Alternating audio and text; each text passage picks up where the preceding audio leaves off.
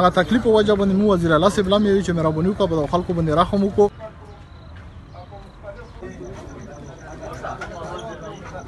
دا د خیبر ضلع تیران میدان متاثرین دي کومو چې د خپلو حقونو دپاره د صوبایي حکومت پر ضد د باړې پریس کلب سره تیر د یوې میاشتې راهیسې احتجاجي درنا کیمپ لګولی دی. دوی وایي چې صوبایي حکومت د دوی نه مخ ګرځولی او دوی د دې له کبله د سختو ستونزو سره مخ شوي دي. ان شاء الله و د مونږ د حکومت حقونه وي. ما رحمت شود او تحریک متاثرین اوس دستي چیرمن یم. یو میاشت څلور ورځې وشولې او چې کومه مطالبین دي نو هغه د باقاعده پر بینرو باندې شو شویم دي او مو بار ویلي دي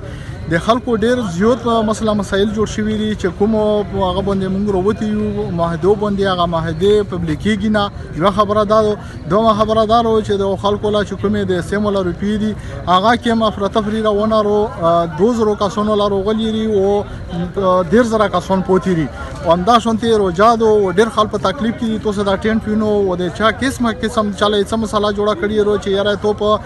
شناختی کارت کې دوی پاتې دي چا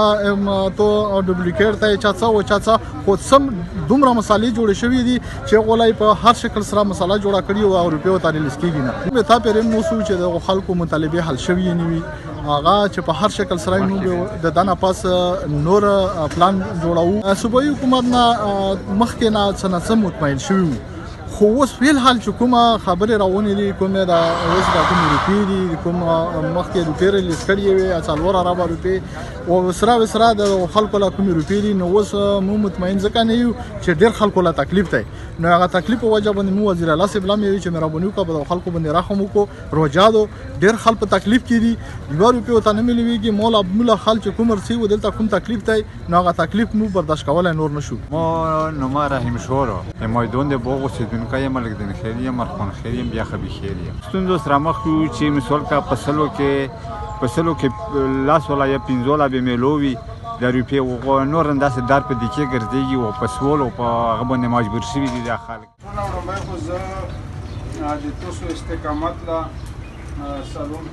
څرګنده دي وی چې دغه کیمپ متاثرینو صوبایي حکومت ته دړکه ورکړې چې کچره د دوی مسلې حل نشولې نو دوی 13 ورځ هم په باړه کې احتجاج کړي وو او